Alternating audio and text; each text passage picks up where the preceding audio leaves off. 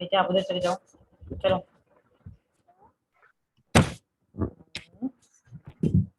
बेटे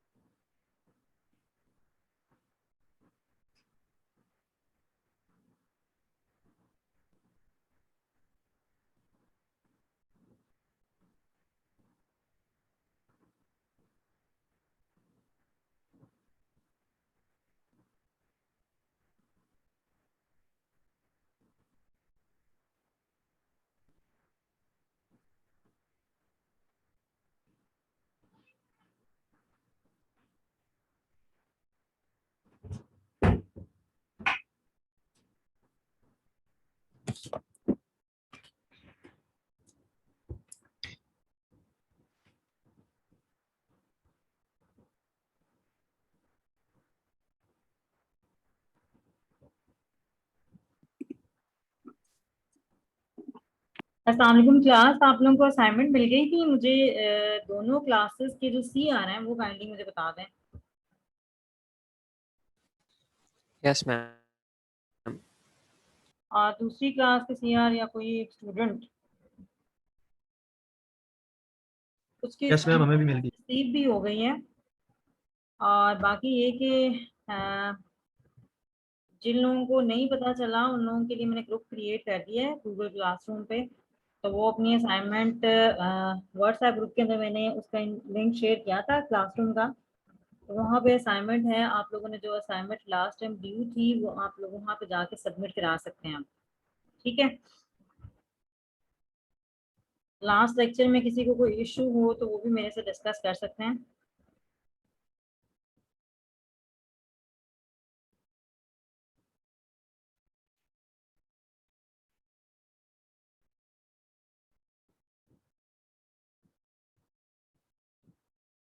अच्छा जी, अब इसमें ये देख लें, हमारे पास आज का जो लेक्चर है, लास्ट टाइम वहाँ हमारे पास स्ट्रेटजी मैनेजमेंट के लिहाज से उसकी परफॉर्मेंस मेजरमेंट के हिसाब से हमने पढ़ा था। ठीक है, और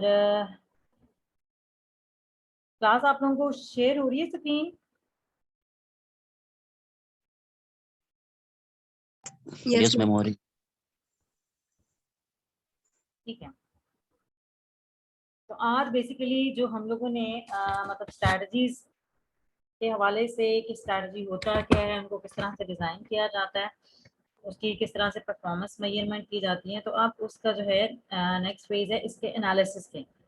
ठीक है, स्ट्रैटेजीज हम लोगों ने डिज़ाइन कर ली और डिज़ाइन करने के हिसाब से हम लोगों ने मतलब उनकी परफॉर्मेंस मेजरमेंट के हवाले से थोड़ा सा देख लिया। फिर आज जो है कि एनालिसिस। ठीक है, तो एनालिसिस के अंदर हम सारी स्ट्रैटेजीज को डिफरेंट पॉइंट ऑफ व्यू से देखते हैं। ठीक है, तो अब इसमें मतलब इसके बेसिकली आगे 9 स्टेप्स हैं कि किस तरह से हमने स्ट्रैटेजी को जो है एनालाइज करना है, इवैल्यूएट करना है। ठीक है, ये 9 स्टेप्स हैं, लेकिन इसके अंदर सबसे पहले जो चीज़ है वो हमारे पास मिशन और पर्पस को समझना ज़रूरी है इन चीज़ों आगे एनालिसिस पे जाने से पहले। तो मिशन और पर्पस जो है वो हमारे पास मिशन स्टेटमेंट उसको कहते हैं। ठीक है, कि जो एक ऑर्गेनाइजेशन का एंटरप्राइज का मिशन होता है या पर्पस होता है, तो उसको हम मिशन स्टेटमेंट भी कहते हैं कि जो उससे डिफाइन किए होते हैं, ठीक है। तो अब ड्रकर्स ने इस चीज के लिए मिशन और पर्पस को जो है क्लियर करने के लिए कुछ सेट ऑफ क्वेश्चंस डिजाइन किए थे, ताकि हमारे पास जो एंटरप्राइज आर्किटेक्ट है वो इस चीज को बता सके कि मिशन और पर्पस होता क्या है। तो उसके लिए ये सेट ऑफ क्वेश्चंस कुछ हैं कि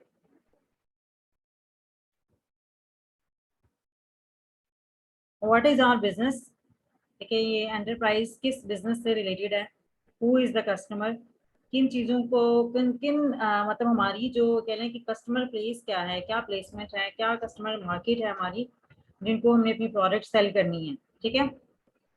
फिर ये है कि उसकी लोकेशन किस कंट्री है, किस प्रोविंस में, किस रीजन में, ठीक है। उस मतलब लोकेशन के हिसाब से भी जो है ना कुछ प्रोडक्ट्स की जो मार्केट होती है वो बहुत ज़्यादा होती है। अगर लेट से अगर पाकिस्तान की बात की जाए तो एक टाइम था जब यहाँ पे जो सर्विसेज थी मतलब टेलीफोन की, आवाज़ नहीं आ रही,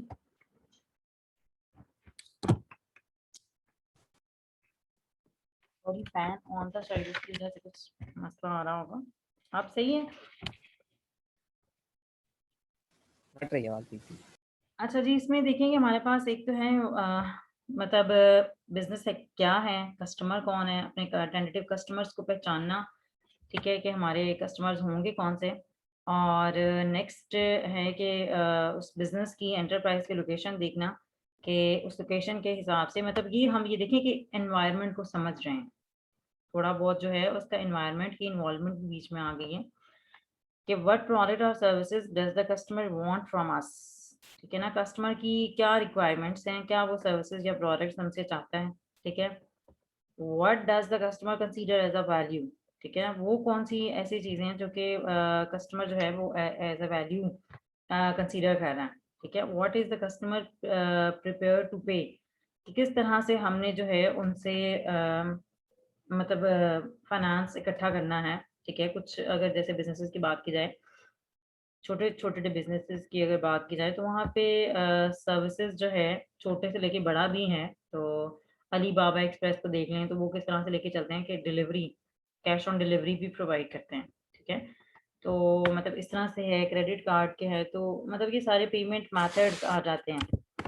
what will be the business be in the future, ठीक है ना, कि हमारे पास फ्यूचर में मतलब इस बिजनेस से कहाँ पहुंचना है, क्या इसका एम है, कहाँ पे ये अपने नेक्स्ट 50 इयर्स के हिसाब से ये देखना चाहता है, ठीक है, कि what should the business be in the future, ठीक है ना, कि बिजनेस को एग्जैक्टली कैसे एक्ट करना चाहिए, ठीक है। और नेक्स्ट है कि what is the key strategic thrust, ठीक है ना। थ्रस्ट का मतलब ये है कि हमारे पास जो ऑर्गेनाइजेशनल मेजर मूव्स क्या होंगी, मेजर क्या स्टेप्स होंगे कि हम स्ट्रैटेजी के हवाले से मेजर क्या हम उसे इनिशिएटिव्स जनरेट करेंगे, या हमारे पास मेजर क्या मतलब 5 साल बाद हमने कोई एक सर्विस और ऐड करनी है, 2 साल बाद, 6 महीने बाद, तो उसके हवाले से भी डिसाइड किया जाता है इसमें कि हमारे पास अ, हर 6 महीने के बाद अगर हमने कोई लेट्स से इनिशिएटिव लेना है, ठीक है ना, कि ये एक बहुत बड़ा स्टेप होता है। तो बेसिकली स्ट्रैटेजिक ट्रस्ट होता है कि हमारे पास मेजर स्टेप्स, मेजर मूव्स क्या हैं, ठीक है। Most organizations focus on business processes on how they operate rather than what their reasons are for existence। अच्छा, अब इसमें ये है कि हम लोग जो हैं ज़्यादातर जो है वो हम ये देखते हैं कि हमने प्रोसेसेस रन कैसे करना है, ठीक है ना, कैसे ऑपरेट होंगे, रादर देन हम ये देखें कि बिजनेस है क्या, और इस तरह से मतलब हम उनके एम्स के लिहाज से अगर बात की जाए तो ये तो बेसिक सेट ऑफ क्वेश्चंस हैं कुछ कि हम जो बिजनेस के मिशन और पर्पस को डिफाइन करने के लिए वो पूछते हैं। लेकिन जो हमारे पास मेजर फोकस होता है मोस्ट ऑर्गेनाइजेशंस का, वो क्या होता है कि हमने उसको ऑपरेट कैसे करना, ठीक है, के बजाय कि हम ये देखें कि हमारे पास एग्जिस्टेंस की रीजन क्या है, ठीक है, इसको ऑपरेट कैसे करना है। तो अब हम अगर इसके स्ट्रैटेजी के एनालिसिस करने की तरफ जाते हैं तो इसमें 9 स्टेप्स हैं, 9 स्टेप्स हैं, हर एक को जो डिफरेंट मतलब उसमें डिस्कस किया जाएगा। Carry out each of these steps to understand their application to strategy analysis when used for business planning, ठीक है। कि हम इसको जो है अंडरस्टैंड करते हैं और उसके एप्लीकेशन को अंडरस्टैंड करते हैं कि क्या हमारी ऑर्गेनाइजेशन में किस हद तक, किस लेवल तक जो है वो इस स्टेप को जो है वो एप्लीकेबल बनाया जा सकता है या नहीं। ठीक है, फिर नेक्स्ट है कि understand the mission and purpose, जो कि अभी हम लोग ने मतलब देखा है। पहला स्टेप इसमें ये है, identify the major business areas, determine what has to be achieved, identify issues representing opportunities or problem, determine what will achieve or resolve the issues, define key performance indicators, फिर next identify the current functions that exist, ठीक है, allocate functional responsibility to implement strategies, define job responsibilities for each function। ठीक है, कि main जो मैं आपको बता दूं कि स्ट्रैटेजी एनालिसिस में हम क्या करते हैं, जो एनालिसिस हमने मतलब स्ट्रैटेजीज बनाई होती हैं वो हम मिशन पर्पस से लेके हर एक स्ट्रैटेजी को मतलब मेन तो ये तो वैसे क्वालिटेटिव हम ये कहते हैं ना, क्वालिटेटिव चीजें, ठीक है, स्ट्रैटेजीज, लेकिन उनको क्वांटिटेटिव के अंदर कैसे ढालना है, किस तरह से हमने उनके रिलेटेड जो है वो टास्क असाइन करने होते हैं कि एक्चुअली ये चीज हमें कैसे अचीव होगी। ठीक है, ये बेसिकली डिफाइन करना हर चीज को कुछ वर्केबल मेजर्स के अंदर जो है वो ढालना जो है वो बेसिकली स्ट्रैटेजी एनालिसिस है। मतलब आपने क्वालिटेटिव मेजर से स्टार्ट करके, क्वालिटेटिव है ये जो सारी हैं, हम इनको जस्ट डिस्क्राइब कर सकते हैं। ठीक है, उनको अचीव हमने कैसे करना है, कौन कौन सा डिपार्टमेंट कौन कौन सी स्ट्रैटेजी या किस किस मिशन या किस किस एम पे क्या क्या काम करेगा, वो बेसिकली हमने यहाँ तक लेके जाना होता है। ठीक है, ये स्टेप 9 तक। तो पहला स्टेप है कि understand the mission and purpose, the objective to understand the mission and purpose. ठीक है ना, कि इसको पहले हमने स्टडी करना है कि हमारे पास है क्या। अब इसके अंदर स्टेप नंबर 1 के अंदर an ideal mission should be timeless, ये नहीं है कि हम उसको टाइमलाइंस देते फिर हैं कि भी हाँ जी क्योंकि ये ऑर्गेनाइजेशन का है, ये एंटरप्राइज के ब्रॉडर लेवल के ऊपर हम बात कर रहे हैं। तो ये नहीं है कि हम 6 महीने के बाद अपना एंटरप्राइज बंद कर दे, 6 साल के बाद, 10 साल के बाद, 26 साल बाद हम इसको बंद करने वाले, ऐसा नहीं होना चाहिए। ठीक है, तो मिशन जो है ये पर्पस उसको ये कह रहे हैं कि टाइमलेस होना चाहिए, identify direction now and into the future, कि इस तरह से कि डायरेक्शंस बताई जाएं कि हम इसको अभी करंटली कैसे रन करेंगे और नेक्स्ट इसको फ्यूचर में कैसे लेके जाएंगे। अब वो क्या करना चाहिए कि it should clearly express what the business is doing now, कि अभी वो क्या कर रहा है, किस स्टेज के अंदर है, कौन कौन सर्विसेज प्रोवाइड कर रहा है। और फिर हमारे पास जो हमारे पास एनवायरनमेंट है, एक्सटर्नल एनवायरनमेंट, उसको देखना कि हमारे पास कॉम्पिटेंसीज कितनी हैं, कि आस पास जो है कॉम्पिटेटिव मार्केट में कौन कौन से सर्विसेज कौन कौन प्रोवाइड कर रहे हैं और किस रेट लिस्ट के हिसाब से प्रोवाइड करना। ठीक है, तो ये हमने थोड़ा सा एनालिसिस इसके अंदर करना होता है इस स्टेप के अंदर, what the business should be doing in the future. अब ये नहीं है कि हम सिर्फ इंटरनली अपने बिजनेस की जो है वो एम्स एंड ऑब्जेक्टिव्स सेलेक्ट करके बैठ जाते हैं, हमने इन्वायरमेंट को भी बीच में इन्वॉल्व करना होता है, इस वजह से कि अगर लेट्स से हम अपने बिजनेस की सारी चीजें अचीव कर रहे हैं, हमारी ट्रेनिंग भी है, हमारी प्रोडक्ट्स भी जनरेट होती है, कि हमारा कस्टमर जो है वो अब मतलब ये कह रहे हैं कि मार्केट में और बहुत ज़्यादा चीज़ें आ गई जो उन्हें और सस्ते दामों वो सर्विसेज प्रोवाइड कर सकती हैं, तो फिर उन चीज़ों में क्या करना है, फिर ऐसे कंडीशन में हमें क्या करना होगा। तो इस वजह से इन्वायरमेंट को स्टडी करना भी हमारे पास ज़रूरी है।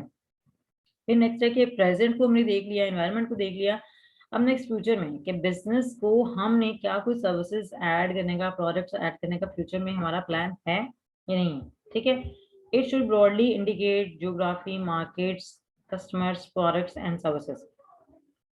ठीक है, तो ये सारी चीजें कि मार्केट्स क्या हैं, कस्टमर कौन से हैं, प्रोडक्ट्स कौन सी हैं, सर्विसेज, तो इस एरिया के हिसाब से ये सारी चीजें हमें देखनी है। ठीक है, इसके अंदर मिशन एंड पर्पस के हवाले से, to understand the mission and purpose we must be aware of the environments and change in the future, के फ्यूचर के अंदर अगर लेट्स से अगर हम एक मोबाइल कंपनी हैं या अगर लेट्स से हमारी कंस्ट्रक्शन कंपनी है, तो हमने ये देखना है कि क्या कोई हमारे, अगर हम सरगोदा रीजन की बात करें तो सरगोदा रीजन के हवाले से अगर हमने एक कंपनी खोली हुई है कंस्ट्रक्शन की, लेट्स से एंटरप्राइज है, जो लोगों को बिल्डिंग्स बना के देते हैं, घर बना के देते हैं, तो अब उसमें क्या होता है कि हमने इन्वायरमेंट में भी देखना है कि आसपास नियर 6 मंथ्स में, नियर 1 ईयर के अंदर कोई और कंस्ट्रक्शन कंपनी के यहाँ पे अपनी ब्रांच ओपन करने के, या फिर इसको कोई नया सेटअप किसी का प्लान बन रहा है यहाँ पे ओपन करने के, मार्केट के अंदर कौन कौन से लोग हैं जो सर्विसेज हम जो प्रोवाइड कर रहे हैं वो कर रहे हैं, ठीक है। तो इस लिहाज से भी जो है हमें देखना पड़ता है कि इन्वायरमेंट को देखना और इट्स चेंज, कि फ्यूचर के अंदर ये इन्वायरमेंट चेंज किस तरह से होगा, क्या नेक्स्ट 6 मंथ्स 10 ईयर्स के अंदर किस किस तरह से कोई और कंपनी लॉन्च हो रही है। अगर पाकिस्तान के हवाले से बात की जाए तो स्टार्ट में अगर मोबिलिंक आया था, ठीक है, अब जोंग वाले जो हैं वो काफी ज्यादा अच्छी सर्विसेज भी प्रोवाइड कर रहे हैं, लेकिन क्योंकि मोबिलिंक ने अपनी एक जगह बना ली है, मोबिलिंक सबसे पहले आया था, उसके मार्केट में कंपटीशन में कोई बंदा था ही नहीं, ठीक है। तो इसकी वजह से वारिद आया, वारिद को भी उसने अपने अंदर जम करके, और वो वारिद और क्या नाम है, मोबिलिंक को एक ही कंपनी बन के, ठीक है। तो अब जब मोबिलिंक था तो मोबिलिंक ने बाकी सारे जो चैलेंजेस फेस किए कि इतने ज्यादा नेटवर्क टेलीनॉर आ रहा है, जोंग आ रहा है, कभी वारिद आ रहा है, ठीक है। तो वो जो सारे हैं कि उसने वो ये सारे चैलेंजेस फेस किए हैं कि इन्वायरमेंट को भी, और स्टिल इट इज सर्वाइविंग, कि अभी वो अच्छा है, तो इट मीन्स कि उसके अंदर स्ट्रैटेजी मैनेजमेंट उन्होंने की हुई, ठीक है। They also affect the private and public sector organization that operate in that environment as partners, customers, suppliers and competitors. कि हो सकता है कि हम अब देखिए, अगर लेट्स से अगर हम जोन की बात करें तो उसको कुछ ना कुछ हमें गवर्नमेंट को इन्वॉल्व करने के लिए मतलब गवर्नमेंट को हमें इन्वेंचुअली इन्वॉल्व करना ही पड़ता है, क्योंकि उसके बहुत ज़्यादा फायदे होते हैं, ठीक है। क्योंकि एंड पे जाके हर चीज़, हर प्रोसेस कहीं ना कहीं लॉजिस्टिक्स में, प्लानिंग में, वो आ जाके जो है ना वो गवर्नमेंट से इंटरेक्शन होता ही है किसी भी एंटरप्राइज का, ठीक है। उसकी कुछ रेगुलेशंस होती हैं, तो इस वजह से उनसे इंटरेक्शन होता है। तो अब उन लोगों को कुछ ना कुछ पर्क्स प्रोवाइड करने के हवाले से सोचना चाहिए, ठीक है। तो इस वजह से हमारे पास मिशन और पर्पस को जो अंडरस्टैंडिंग है स्टेप नंबर 1, तो इसमें यही है कि हमने एक तो बिजनेस को स्टडी करना है, एनवायरनमेंट को स्टडी करना है, और उसका फ्यूचर देखना है, ठीक है, जिसमें हमने अपने कस्टमर्स को, अपने प्रोडक्ट्स को देखना है, और प्लस अगर हम किसी से सर्विसेज ले रहे हैं तो वो किस तरह से हमें सप्लाई कर रहे हैं, ठीक है। मतलब इस इन चीज़ों की जो सारी अंडरस्टैंडिंग है वो बेसिकली हम स्टेप नंबर 1 में करते हैं, ये जो स्ट्रैटेजी एनालिसिस है। फिर उसके बाद है कि मेजर बिजनेस एरियाज कौन से हैं। आफ्टर एनालाइजिंग जो हमारे पास मिशन है और उसका गोल है, analyse to focus it's focus to identify major business area that should be involve. अब हमारे पास लेट्स से XYZ कोई कॉर्पोरेशन है, उसके मेजर बिजनेस एरियाज जो हैं, अब इसमें मैं आपको बताऊंगी कि these are based on the organisation structure, ठीक है। अगर लेट्स से हम एक प्रोडक्ट बना रहे हैं तो प्रोडक्ट किन किन बिजनेस एरियाज के साथ ही इन्वॉल्व है। अगर प्रोडक्ट है, ये सर्विस है, तो वो डेफिनेटली प्रोडक्ट या सर्विस डिलीवरी के हवाले से वो ये 2 एरियाज हैं इनमें इन्वॉल्व, ठीक है। कस्टमर है तो कस्टमर सेल्स या डिस्ट्रीब्यूशन के हवाले से इन्वॉल्व है, ठीक है। फिर नीड है तो इसके अंदर अगेन प्रोडक्ट डेवलपमेंट और रिसर्च एंड डेवलपमेंट। अब यहाँ पे नीड के हवाले से है कि अगर कोई लेट्स से कोई ऐसी एक ज़रूरत आ गई है कि हमारे पास जो ऑलरेडी एग्जिस्टिंग प्रोडक्ट्स हैं वो उनकी नीड पूरी नहीं कर रही, ठीक है, उसके अंदर वो चेंज चाह रहे हैं कस्टमर, कोई इनोवेशन लानी है हमें, तो यहाँ पे हमें वो चीज़ें इन्वॉल्व करनी पड़ेगी ताकि हमारे पास रिसर्च एंड डेवलपमेंट से जो कस्टमर्स को इश्यूज पे आ रहे हैं वो हम प्रोडक्ट के अंदर इंट्रोड्यूस करा सकें। मार्केट के हवाले से हैं तो इसमें जो बिजनेस एरिया आ रहा होता है वो मार्केटिंग जो है, मार्केटिंग डिपार्टमेंट जो होता है वो इसको देख रहा होता है। ये सारे डिपार्टमेंट्स हैं बेसिकली बिजनेस एरिया मतलब, ठीक है। इन्वेस्टमेंट और परफॉर्मेंस है तो ये डेफिनेटली फाइनेंस का जो डिपार्टमेंट होता है, ठीक है। बिजनेस एरिया, ठीक है, ये सारे ये जो इस साइड पे ये बिजनेस एरिया का मतलब ये कि ये डिपार्टमेंट्स हैं बिजनेस के अंदर, एंटरप्राइज के अंदर बिजनेस है, और वो क्या क्या चीजें प्रोवाइड कर रहे होते हैं, ये किन का डायरेक्टली उनके साथ लिंक्ड होता है, ये बेसिकली हमें देखना होता है, ठीक है। कि हमने बिजनेस एरियाज देख लिए कि हमारे पास प्रोडक्शन है, सर्विस डिलीवरी है, सेल्स है, डिस्ट्रीब्यूशन है, प्रोडक्ट डेवलपमेंट है, R&D है, और मार्केटिंग है, फाइनेंस है, ये हमारे पास है। क्या क्या हमारी, अब हो सकता है कि किसी को इनमें से हो सकता है कुछ ज़रूरत ना भी हो, ठीक है, लेकिन ये सारे वो हैं जो कि पॉसिबल किसी भी बड़े लेवल की एंटरप्राइज को डिपार्टमेंट्स चाहिए होते हैं, बिजनेस एरियाज चाहिए होते हैं, ठीक है। अच्छा, थर्ड स्टेप के ऊपर हमने इस चीज़ को देखना है कि हमने अचीव क्या करना है, ठीक है, कि हमने अपने टारगेट्स के हवाले से क्या हमारा अचीवमेंट क्या होनी चाहिए। ठीक है। Focuses on identifying and refining goals, जो कि हमने पहले भी देखे थे, उनको रिफाइन करना है, उनको आइडेंटिफाई करना है। This depends on the policies set by the management.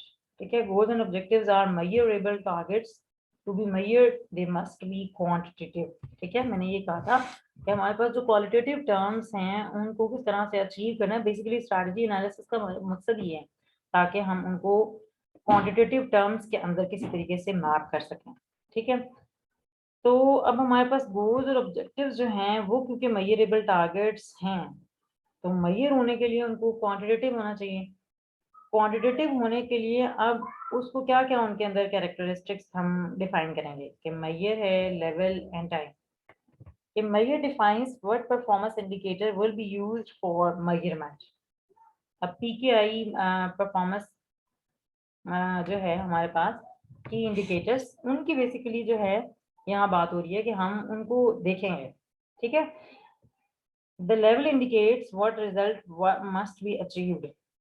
अब PKI जब हम परफॉर्मेंस की इंडिकेटर्स बता देते हैं उनके, ठीक है, हर एक लिहाज से, अब उसके बाद ये है कि हमने ये डिसाइड करना होता है कि कितना लेवल उसमें एक PKI के अगेंस्ट आ जाएगा, तो हम ये कहेंगे कि हमारे पास रिजल्ट अचीव हो गया। ठीक है।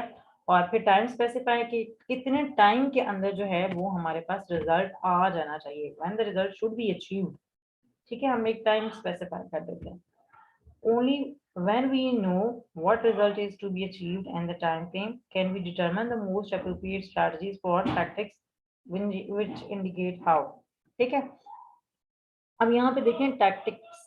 ठीक है ना, तो टैक्टिक्स का यही है कि हम लोगों ने कुछ मतलब ये कह लें कि टैक्टिकल जो हमारे पास प्लानिंग होती है, तो वो अगर लेट से मैं मार्केटिंग की एग्जांपल देती हूँ, तो मार्केटिंग में क्या होता है कि हमने लेट से कोई एक मतलब एक प्रोडक्ट इंट्रोड्यूस करानी है। ठीक है, तो उसका बेस्ट वे क्या है, ठीक है ना, कि हम उसकी मार्केटिंग करें। अब मार्केटिंग के अंदर भी क्या क्या हो सकता है। ठीक है, मार्केटिंग के अंदर क्या हो सकता है कि हम उसे केबल के थ्रू मतलब सारे टीवी चैनल्स पे कुछ उसका एड्स वगैरह दे दें, टीवी पे लोगों के जरिए पहुंचे, न्यूज़पेपर पे दे दें। तो मार्केटिंग की भी बहुत ज़्यादा उसके वेज हैं। ठीक है, तो वो उस तरह उन तक पहुंचाया जा सकता है कि only when we know the result is to be achieved in the time frame। जब हमारे पास ये पता लग जाएगा ना, can we determine most appropriate strategies or tactics which indicate how। ठीक है, जब हमें पता लग जाएगा कि हमने क्या अचीव करना है और कब अचीव करना है, तब हमारे लिए आसान हो जाएगा कि हमने उसको किस तरह से अचीव करना है। ठीक है। अब स्टेप नंबर 4 में ये आता है कि determine the strategies to follow for goals and issues. ठीक है, नो प्रॉब्लम्स और threats that are barriers to और दैट डिले गोल। कि हमने बेसिकली थ्रेट्स देखने हैं, प्रॉब्लम्स देखने हैं, ठीक है ना, जो कि हमारे पास गोल्स और को अचीव करने के लिए जो मतलब डिले कर रहे हैं। ठीक है, अवेयर ऑफ द अपॉर्चुनिटीज और टेक्नोलॉजीज दैट एनहांस और फैसिलिटेट देयर अचीवमेंट। हमने साथ साथ ये भी देखना होता है, क्योंकि मैंने आपको ये स्टार्ट में कहा था कि जो हमारे पास आर्किटेक्ट है ना, एंटरप्राइज आर्किटेक्ट, सिस्टम आर्किटेक्ट, उसको जो सारी टेक्नोलॉजीज हैं वो उसकी अवेयरनेस होनी चाहिए उसको। ठीक है, तो वो भी पता हो कि प्रॉब्लम्स क्या हैं, क्या इश्यूज आ सकते हैं, कि हम अपने गोल्स को अचीव करने में किस तरह से डिले आ सकता है। तो साथ साथ में हमें ये भी पता होना चाहिए क्या अपॉर्चुनिटीज आ सकती हैं, क्या टेक्नोलॉजीज ऐसी आ सकती हैं जो कि हमारे अचीवमेंट की तरफ हमें जल्दी ले जाएं। ठीक है, इश्यूज कैन बी इंटरनल और external to the organisation. Internal भी हो सकते हैं, बहुत तरह इस तरह के मामलात हो सकते हैं इंटरनली भी, कि हमारे पास फॉर एग्जांपल एक डिपार्टमेंट अच्छा काम कर रहा है, बहुत अच्छा काम करना है, लेकिन जिसको उसने अपनी आउटपुट प्रोवाइड करनी है वो इतना सही काम नहीं कर सकता, अगर नहीं कर रहा तो वहाँ पे भी प्रॉब्लम्स आ जाते हैं। ठीक है, एक्सटर्नल तो मैंने आप लोगों को पहले ही बता दिए थे कि वे कॉम्पिटिशन की वजह से जो कॉम्पिटिटर्स होते हैं उनकी वजह से बहुत ज़्यादा आ सकते हैं। ठीक है, प्रॉब्लम्स एज वेल मतलब ये भी हो सकता है कि हम लेट्स से कि अगर क्या कहते हैं, जैसे कोई हम ये कह रहे हैं कि मैं क्या, हाँ, मतलब इस तरह से कह लें कि अगर लेट्स से कोई एक रेस्टोरेंट है, वो फूड पाना की सर्विसेज को यूज कर रहा है। ठीक है, या कुछ जैसे क्रीम है। ठीक है, तो क्रीम की पूरी ऑर्गेनाइजेशन है, वो सर्विसेज यूज करिए आगे कैप्टन की, ठीक है, टैक्सी ड्राइवर्स वगैरह की। तो अब उसमें क्या है कि अगर वो कोई इश्यूज कर दें कि मतलब उन्होंने मतलब एक बुक कराई राइड, ठीक है, या फिर कुछ बहुत बड़ी अगर एक पैमाने पर अगर इसको लेके जाना चाहें, तो मतलब एक बहुत बड़ा ऑर्डर था और कस्टमर को चाहिए भी जल्दी था, उसने ऑर्डर प्लेस किया, लेकिन आपने उसको डिस्पैच कर दिया, लेकिन रास्ते में जाते जाते जो डिलीवरी वाले थे उन्होंने वो क्या नाम है उन्होंने डिले आ गया। तो वहाँ पे जो मतलब इस तरह की जिनसे हम सर्विसेज कुछ टाइम बीच में इन्वॉल्व कर रहे होते हैं, जो सप्लायर्स हम उनको कह सकते हैं कि जो हमें अपनी सर्विसेज सप्लाई कर रहे हैं, जिनके थ्रू हम अपनी जो प्रोडक्ट्स हैं वो सेल कर रहे हैं, मतलब बहुत सारे हम ये भी नहीं होता कि ऑर्गेनाइजेशन सारी ऑर्गेनाइजेशन जो है वो अपनी सारी सर्विसेज जो है वो खुद से प्रोवाइड कर रही हैं, ठीक है, वो बीच में थर्ड पार्टी को इन्वॉल्व करके भी अपनी सर्विसेज जो है वो कस्टमर तक पहुंचा सकते हैं। तो इस वजह से वहां पे भी कुछ ऐसे इश्यूज आ सकते हैं जो एक्सटर्नल टू द ऑर्गेनाइजेशन आ जाते हैं, ठीक है। As well as defining issues we can also list the organization strengths and weaknesses। जैसे अब ये मतलब पता लग जाएगा कि हमारे पास ट्रांसपोर्ट की सर्विस अगर नहीं है, हम किसी दूसरे की तरफ, तो हम वहां से हमारे पास पता लग जाएगा कि हमारे पास स्ट्रेंथ्स क्या हैं, वीकनेसेस क्या हैं, ठीक है। तो अंडरस्टैंडिंग ऑफ अपॉर्चुनिटीज, अपॉर्चुनिटीज का मतलब ये है कि कोई फैसिलिटीज हमें अवेलेबल हो, थ्रेट्स, ठीक है, we can analyse strength, weakness, opportunities and threats in a SWOT analysis, जो कि बेसिकली strength, weakness, opportunities और threats का एनालिसिस करना होता है, ठीक है। अच्छा जी, अभी इसी चीज को थोड़ा सा हम आगे भी लेके चलेंगे SWOT को, कि determine what will achieve or resolve the issues। with SWOT knowledge of issues, कि हमें स्ट्रेंथ का पता है, हमें वीकनेस का पता है, हमें अपॉर्चुनिटीज का पता है, हमें थ्रेट्स का पता है, तो जब हमें ये सारी चीजें पता चल जाएंगी, know what has to be corrected और प्रोटेक्टेड, कि हमने किस चीज के अंदर एक्सेल मजीद करना है, कौन सी सर्विसेज हैं जो हम खुद इन्वॉल्व करा सकते हैं, वेयर शुड बी फोकस और स्ट्रेंथ्स टू अचीव अपॉर्चुनिटीज और टेक एडवांटेज ऑफ टेक्नोलॉजीज, ठीक है, कि जो हमारे पास स्ट्रेंथ्स हैं वो हमें कहाँ पे लगानी चाहिए ताकि हम अपॉर्चुनिटीज का ज़्यादा फायदा उठा सकें, टेक्नोलॉजीज का ज़्यादा फायदा उठा सकें। Ask the questions, following questions for each point discussed. What should we do to take advantage of the opportunities? ठीक है, कि हमें जो अपॉर्चुनिटीज अगर हैं कुछ, जैसे SWOT के एंड पे हमारे अपॉर्चुनिटीज आ जाएंगी, तो कौन कौन से एडवांटेजेस हैं जो कि हम उनसे ले सकते हैं, ठीक है। What technology are available to assist us, what strengths can we use to help us, ठीक है, कि कौन कौन सी स्ट्रेंथ्स हैं जिनको इस दौरान अगर कुछ इस तरह से इश्यूज आते हैं वो हमें हेल्प आउट कर सकते हैं, ठीक है। What has to be done to resolve the problems, हमें क्या करना चाहिए कि हम अपने प्रॉब्लम्स को रिजॉल्व, मतलब इस तरह से कि क्या हम कर सकते हैं कि जो हमारे पास जो इश्यूज आए हैं वो रिजॉल्व कर सकें। What should be do to protect ourselves from the threats, कि हम अगर कोई हमें थ्रेट का पता लग गया है तो हम उसकी कोई काउंटर मेजर्स पहले से ही करके रख लेते हैं, प्री मेजर्स कर लेते हैं, ताकि अगर हमें इतना लॉस हो रहा है, इतना डिले आना है, ताकि हम एक अपॉलॉजी लेटर प्रिपेयर कर लें कस्टमर को, ठीक है, या फिर बैंक से कुछ लोन ले लें अगर बहुत ज़्यादा लॉस हो गया, मतलब ये डिफरेंट सिनेरियोज के ऊपर डिपेंड कर रहा है कि हमने क्या अपने आप कर सकते हैं। What should we do to correct our weaknesses, ठीक है ना, जो उसके अंदर वीकनेसेस हैं वो SWOT एनालिसिस के बाद पता लग जाएगा। तो अब उन इशू की जो SWOT के एनालिसिस के बाद हमारे पास आया, अब हम उनकी तरफ जा रहे हैं, ठीक है, कि हमने उनको रिजॉल्व कैसे करना है और किस तरह से हम जो हमारे पास स्ट्रेंथ्स हैं उनसे हम क्या क्या अचीव कर सकते हैं, डिटरमिन व्हाट विल अचीव और रिजॉल्व द इश्यूज, ठीक है। तो the focus is again what should we do, not how do we do it, ठीक है। अच्छा जी, नेक्स्ट है कि परफॉर्मेंस इंडिकेटर्स को हमने बताना है, तो वो की परफॉर्मेंस इंडिकेटर्स कौन कौन से हैं उनको डिफाइन करना। अब मैंने ये कहा था कि हमारे पास परफॉर्मेंस मेजर जो है वो क्वांटिटेटिव है, ठीक है ना, ताकि हमें पता तो चले कि किस लेवल तक हमें पहुंच जाए, तो हमें पता चल जाएगा कि हमने अचीव कर लिया अपनी performance. The result is to be achieved, पता होना चाहिए, उसका लेवल पता होना चाहिए, and the time for that achievement, ठीक है। But targets change over time, typically in the level or time for achievement. ठीक है, how to express goals that accommodate change, ये भी एक प्रॉब्लम आ जाता है। A goal must define the performance measure, ठीक है। तो अब ये देखेंगे हमारे पास जो ये वाला पॉइंट है कि but target change over time, तो इसका हमारे पास क्या हो सकता है कि लेट्स से कि एक मतलब सही एक चल रहा था ऑर्गेनाइजेशन, लेकिन कोई इसका कंपटीशन में कोई एक ऐसा ऑर्गेनाइजेशन आ जाती है जो कि जो एक हमारी एंटरप्राइज बिल्कुल सही तरीके से चल रही थी लेकिन उसने अफेक्ट करना शुरू कर दिया, तो डेफिनेटली चेंज के साथ साथ टारगेट्स जो हैं वो चेंज होते हैं, टाइम के हवाले से भी और लेवल के हवाले से। ठीक है, तो जो चेंजिंग गोल्स हैं उनको हमने किस तरह से, उनके किस तरह से रिजल्ट लेवल बताना है, उनका किस तरह से हमने टाइम बताना है। ठीक है, तो हर एक गोल के अगेंस्ट जो है वो हमारे पास performance measure in terms of time और उसका लेवल वो जरूर होना चाहिए। ठीक है, अच्छा, जो की परफॉर्मेंस इंडिकेटर्स हैं can not only define goal achievement but also effectiveness of strategies. ठीक है ना, यही नहीं है कि वो किस तरह से हमें इनको अचीव करना है, गोल्स को अचीव करना है, बल्कि हमें वो ये भी बताएंगे कि स्ट्रेटजीज को इफेक्टिव कैसे बनाया जा सकता है। For example, the product pricing strategy was defined as establish and maintain a pricing policy that will sustain achievement of market share। ठीक है ना, कि अगर हमने एक प्रोडक्ट प्राइसिंग की स्ट्रैटेजी हमने इस तरह से बनाई हुई थी कि हमने प्राइसिंग पॉलिसी इस तरह से स्टैब्लिश करनी है, मेंटेन करनी है कि हम जो मार्केट शेयर है उसको हम सस्टेन कर सकें। ठीक है, set market share targets depends not only pricing but also on advertising. ये नहीं है कि सिर्फ हम उसको ये कह रहे हैं कि प्राइसिंग जो है ना, टारगेट हमारा सिर्फ यही है कि हमने सिर्फ प्राइसिंग को कंट्रोल करना है, बल्कि एडवर्टाइजिंग के पे भी है, तो एडवर्टाइजिंग पे भी तो डेफिनेटली कोई ना कॉस्ट आती है। ठीक है, कुछ मनी उस पर स्पेंड होती है।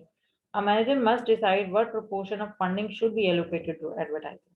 ठीक है, तो जब हम हमारे पास की परफॉर्मेंस इंडिकेटर्स आ जाएंगे तो वहां से हमें मैनेजर्स के लिए ये भी एनालाइज करना आसान हो जाएगा कि कितनी जो कॉस्ट है उसकी हम एडवर्टाइजिंग को दे सकते हैं। ठीक है, to allocate resources optimally to achieve defined objectives. ठीक है ना, ये बेसिकली हम मतलब डिफाइन जब करते हैं कि इंडिकेटर परफॉर्मेंस इंडिकेटर्स, तो उसमें बेसिकली हम इन चीज़ों को ही देख रहे होते हैं कि हम अपने की ऑब्जेक्टिव्स कैसे अचीव कर रहे हैं। ठीक है, और जो हमारे पास रिसोर्सेज है वो हमने किस तरह से उसको यूटिलाइज करना। अब स्टेप नंबर 7 है, इसमें क्या है, एक सेकेंड में आप लोगों की अटेंडेंस दोनों सीआर आप लोग अटेंडेंस ले लें।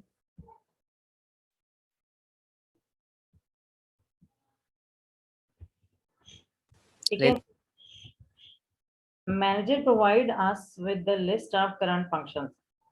ठीक है ना, करंट फंक्शंस देखना है कि हमारे पास क्या क्या है, कॉर्पोरेट है, फाइनेंस है, फोरकास्टिंग है, मार्केटिंग है, सेल्स है, रिसर्च एंड डेवलपमेंट है, प्रोडक्शन है, परचेजिंग है। तो ये मैंने आपको बताया था कि जो फंक्शंस और बिजनेस एरियाज होते हैं ये बेसिकली हमारे पास उसके डिपार्टमेंट्स ही होते हैं।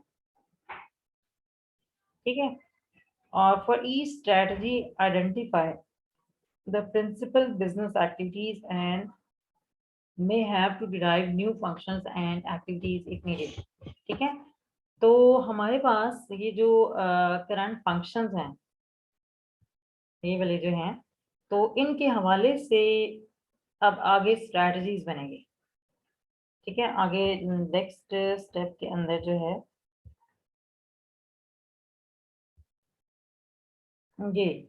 ये देखेंगे हमारे पास ये फंक्शंस हैं, ये कॉर्पोरेट फाइनेंस। ठीक है, हमारे पास फोरकास्टिंग, मार्केटिंग और सेल्स, R&D। ठीक है, तो ये सारी चीजें हमारे पास फंक्शंस हैं, इनके करस्पॉन्डिंग जो है फिर हम मार्केटिंग कह रही हूँ, स्ट्रेटजीज बनाते हैं। ठीक है, ये हमारे पास जो फंक्शंस हैं इनकी लिस्ट हमें बता देता है कि मैनेजर ये हैं। अब ये है कि हर स्ट्रेटजी के अगेंस्ट जो है हमारे पास बिजनेस एक्टिविटी हमने आइडेंटिफाई करनी होती है, और प्लस अगर इनसे हर स्ट्रेटजी के अलावा इनके अलावा भी कोई नए फंक्शंस आ रहे हैं, ठीक है, या एक्टिविटी कोई आ रहे हैं, तो वो भी हमें आइडेंटिफाई करने की जरूरत होती है। अब नेक्स्ट है कि allocate functional responsibility to implement strategy. अब वो टाइम आ गया जहाँ पे हम ये कह सकते हैं कि जब हमने स्ट्रेटजीज को इम्प्लीमेंट करना है तो हम किस किस तरह से जो फंक्शनल रिस्पॉन्सिबिलिटी है वो हम एलोकेट कर दें। to establish action plans for strategy implementation. It allocates responsibility for achieving goals and key performance indicators.